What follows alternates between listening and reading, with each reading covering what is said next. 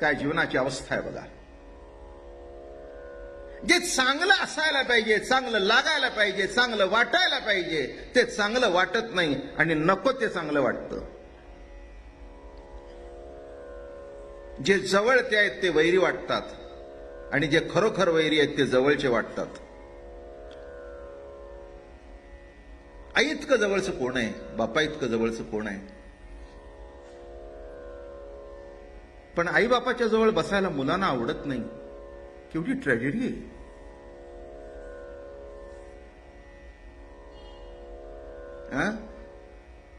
आई बापाजवळ बसायला मुलांना नाही आवडत. बसले तर त्याला असं वाटतं केव्हा यांच्यापासून पळून जातोय, जणू काय अंगाला काटेबिटे लावून आई वडील बसलेत. जीवनाची गंमत आहे नाही का.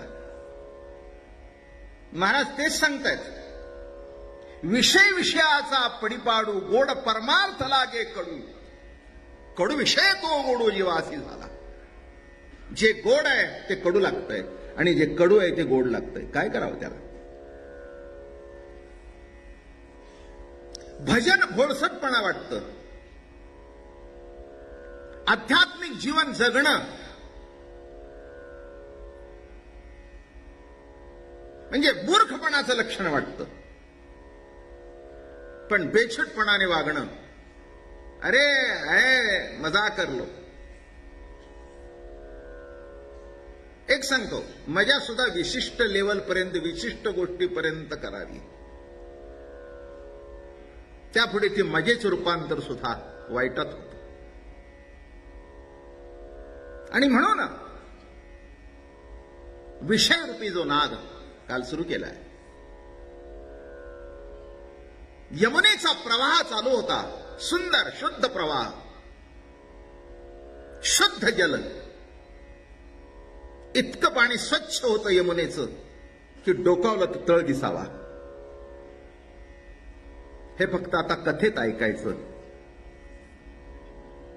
इतकं स्वच्छ पाणी आता कुठेच राहिलं नाही. यमुनेचं सुद्धा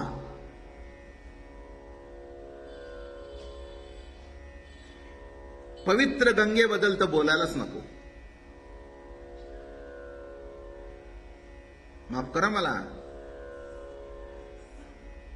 मी काशीला गेलो. मला वाटलं आंघोळीला जावं आणि म्हणून बोटीतून मध्ये गेलो.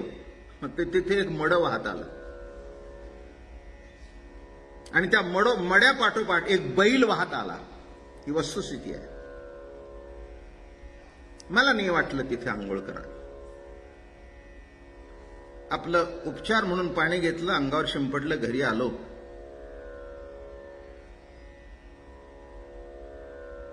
मला काही याच्यातलं शुद्ध अशुद्ध कळत नाही. गंगेचं जल संपलं, यमुनेचं जल संपलं, तळ दिसत होता. माणसाची अंतःकरण सुद्धा तशी राहिली नाहीत, तळ दिसणारी. तीही गढूळ झाली. इतकी गढूळ झाली की 9 महिने ज्याला पोटात वागवला त्या आईला मुलाचं अंतरंग कळेना, मुलीचं अंतरंग कळेना. याच्यापेक्षा जीवनामध्ये ट्रॅजेडी दुसरी असू शकते असं मला तरी वाटत नाही. काय गंमत आहे. सुंदर यमुना वाहत होती. बाहेरचा नागोबा आला, कालिया आला आणि सगळं पाणी विषमय करून टाकलं. तसं मुळात आपलं सगळं घरात चांगलं असतं, पण बाहेरचे नागोबा जेव्हा येतात, पुढे चालू, काल जे सांगितलं त्याच्या पुढे चालू. बाहेरचे नागोबा जेव्हा येतात तेव्हा लक्षात घ्या, आपल्या घरचं शुद्ध पाणी सुद्धा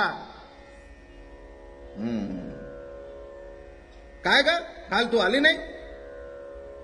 अगं वडिलांना आवडत नाही. त्यात काय वडिलांना विचारायचंय, मी नाही विचारत. आला डोहात कालिया आला म्हणावा. माझं बोलणं समजतंय का. काय म्हटलं मी. किती गंमत आहे बघा याच्यामध्ये. काय घडलं मी नाही ऐकत. आणि एवढं काय ऐकायचं अगदी. अलीकडे कोण कोणाचं ऐकतं का. आणि करून करून काय करणार आहेत, रागवतील. का हाकलून देणार आहेत? समजावं आपल्या डोहात आला. हे विष शिरतं, हे नको ते जीवनामध्ये शिरतं आणि आहे ते आपलं जीवन प्रवाह वट्टळ करून टाकतो. अरे आपल्याला काय पैशाला कमी नाही, आपण विचार सुद्धा नाही बापाला. गल्ल्यातून रोज 100 रुपये काढून घेतो. 100 रुपये काढून घेतोस? आमचा बाप महिन्याला आम्हाला 200 देतो. यालाही वाटलं काढावंस, कळलं का? म्हणून अधूनमधून आपल्या घरातली गंगा सुद्धा साफ करावी, यमुना सुद्धा साफ करावी. डोकावून बघावं कुठे नागोबा आलाय का बेळात.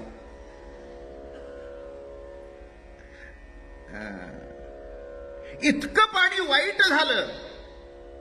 किती पाणी वाईट व्हावं, किती पाणी वाईट व्हावं की गाई गोपाळ पाणी पिले तर मरून गेले. तसं घरामध्ये नको ते अहंकाराचं, द्वेषाचं विष जर वाहू लागलं तर आहे ती आईबाप सुद्धा मरून जातात. काही मेल्यावर मरतात आणि काही जिवंतपणी मेल्यासारखे जगतात. काय म्हटलं मी? काही जिवंतपणी मेल्या, एक वेळेला मेलेलं परवडलं, पण जिवंत असताना मेल्यासारखं जगावं याच्या इतकं दुर्भाग्य दुसरं कोणी नाही. ते म्हणाल बाबा महाराज याच्यावर उपाय काय? तो सांगितल्याशिवाय मी कसं सोडणार बरं? नाही सांगितलं तर मी बागुलबुवा दाखवला असं होईल, उपाय सांगितला असं नाही होणार. तुम्ही लक्षात घ्या, डोहामध्ये विष होतं पण कृष्णाने काढून टाकलं. लक्षात आलं का? त्या कृष्णाला शरण जा. तुमच्या जीवनरूपी डोहामध्ये जो कालिया आहे त्याला असं धरून बाहेर काढील देव. त्याला शरण जा. हा उपाय आहे त्याच्यातला, त्याच्यावरचा महान उपाय आहे. आम्ही त्यालाच जर नावं ठेवलं तर पुढे काय व्हायचं? आम्ही जर म्हणालो आमच्या मास्तरला काय अक्कल आहे, त्याच्याजवळ काय, जर संपलं की आहे कुठे देव काय असं जर म्हणलं तर लक्षात ठेवा, या जन्मी नाही जन्म जन्मांतरापर्यंत या डोहातून बाहेर पडणार नाही. आणि म्हणून काल विषय चालला होता, वैकुंठ नायक तयावनी आला, गोपाळांचा मेळा बरोबरी, हुतुतू हमामा लपंडाव खेळती, देवासी म्हणते लपे आता. मी तुम्हाला काल म्हटलं थोडासा खेळ सांगेन. मांडियेला डाव पोरा हुतुतू. सगळे संध वाङ्मयामध्ये आहे, फक्त त्याचा उखाल करता आलं पाहिजे एवढंच आहे, नाही का? काय खेळ मांडला? मांडियेला डाव पोरा हुतुतू, नको घालू फेरा पोरा हुतुतू. 84 लक्ष योनीचा फेरा आहे. मांडियेला डाव पोरा हुतुतुतुतुतुतुतुतुतुतु. कसा खेळ आहे बघा. मला चांगला खेळ खेळता येत होता तो. आता सुद्धा खेळीन, नाही तर शाळेमध्ये अगदी नंबर 1 ने खेळत होतो तो. त्यामुळे मला त्यातलं गंमत माहिती आहे. अशी इकडे पार्टी इकडे पार्टी इकडे इकडे इकडे इकडे, नाही का? अलीकडे ते बदललं सगळं. कबड्डी कबड्डी कबड्डी कबड्डी.